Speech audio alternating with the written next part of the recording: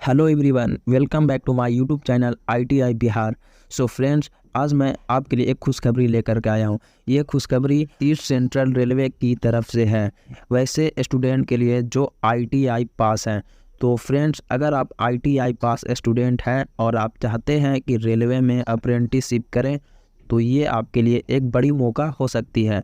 तो वीडियो में लास्ट तक बने रहें और मैं कोशिश करूँगा पूरा डिटेल से समझाने के लिए। तो सबसे पहले मैं आपको बता दूं, ये एप्लीकेशन स्टार्ट हुई थी 10/11/2023 से, और इस एप्लीकेशन का फॉर्म भरने का जो लास्ट डेट है 9/12/2023 तक। तो सबसे पहले मैं माफ़ी चाहूँगा इसलिए क्योंकि ये फॉर्म 10 तारीख को आई थी और आज है 22 तारीख, तो थोड़ी सी लेट हो गई है वीडियो बनाने में। तो अभी भी टाइम है, आप आवेदन कर सकते हैं 9/12/2023 तक। तो ईस्ट सेंट्रल रेलवे की तरफ से कितनी पोस्ट आई है और किन ITI छात्रों के लिए यहाँ पे मौका दिया गया है, ये सब पूरी डिटेल से आपको समझाने वाले हैं। तो आप वीडियो में एंड तक बने रहें और वीडियो को स्किप मत करें। तो आगे बढ़ते हैं। तो सबसे पहले आपको बता दें एजुकेशनल क्वालिफिकेशन यहाँ पे क्या रहने वाली है।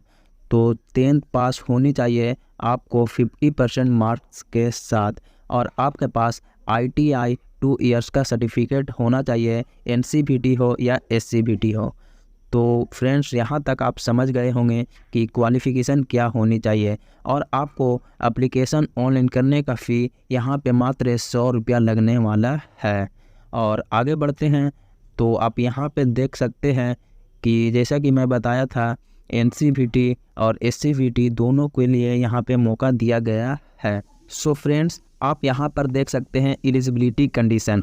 तो यहाँ पे एलिजिबिलिटी कंडीशन 15 ईयर्स से 24 ईयर्स के बीच में होना चाहिए आपको आवेदन करने के लिए, और आपको एज लिमिट में छूट दी जा रही है। तो यहाँ पे SC ST वालों के लिए 5 ईयर्स और OBC के लिए 3 ईयर्स। तो यहाँ पे एज लिमिट की छूट दी जा रही है। तो यहाँ तक आप समझ गए होंगे। तो आगे बढ़ते हैं।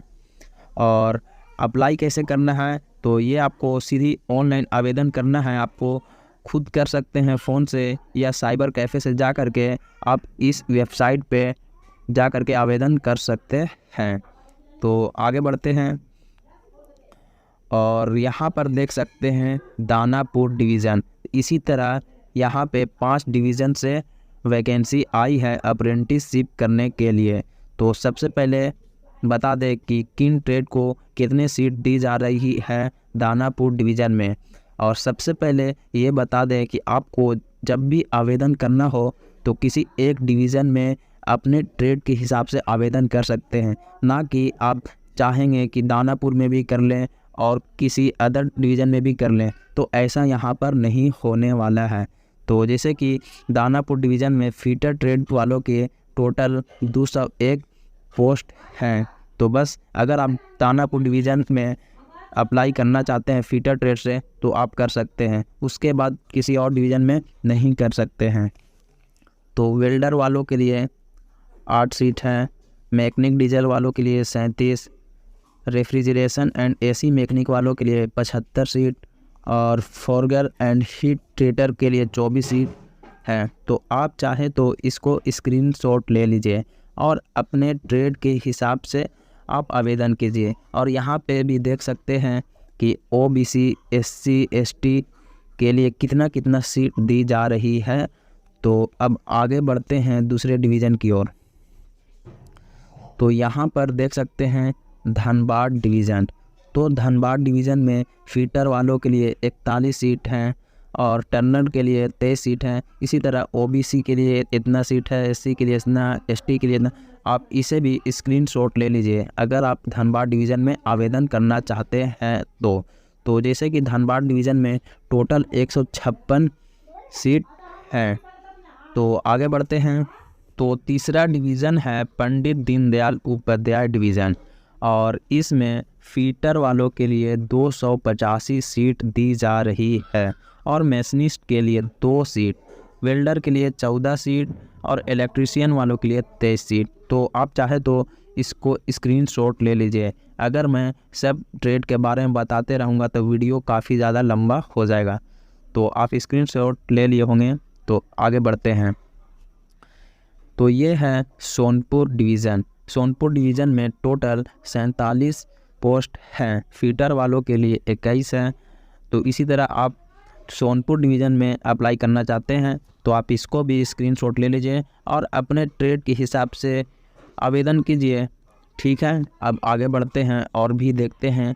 ये है समस्तीपुर डिवीज़न और आप चाहते हैं समस्तीपुर डिवीज़न में आवेदन करने के लिए, तो आप अपने ट्रेड के हिसाब से देख सकते हैं कि किस ट्रेड में कितना सीट है। और एक बात ये याद ज़रूर रखिएगा कि अगर आप समस्तीपुर डिवीज़न में अप्लाई किए हैं तो आप चाहते हैं कि धनबाद डिवीज़न में भी अप्लाई कर दे या किसी और डिवीज़न में, तो ऐसा नहीं होने वाला है। यहाँ पर आपको सोच समझकर फॉर्म फिल करना होगा।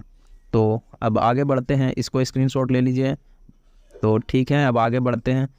तो यहाँ पर भी देख सकते हैं पंडित दीनदयाल उपाध्याय से ही है पोस्ट, और यहाँ पे सब fitter, machinist, welder, electrician, Turner, mechanical, ये सभी के लिए यहाँ पे पोस्ट हैं। तो आप अपने हिसाब से ऑनलाइन कर सकते हैं। तो यहाँ तक आपको क्लियर हो गया होगा। तो यहाँ पे कितने ज़्यादा छात्रों को मौका मिल रहा है अप्रेंटिसशिप करने के लिए। तो मुझे उम्मीद है कि आप ये वीडियो देखकर आपको खुशी हुई होगी कि ITI वालों के लिए अभी बहुत अप्रेंटिसशिप करने का मौका दिया जा रहा है। तो इसी तरह यहाँ पे हरनौत का है गैरेज रिपेयर वर्कशॉप का, तो यहाँ पर भी फिटर, मशीनिस्ट, वेल्डर, इलेक्ट्रीशियन के लिए पोस्ट खाली हैं, तो आवेदन कर सकते हैं।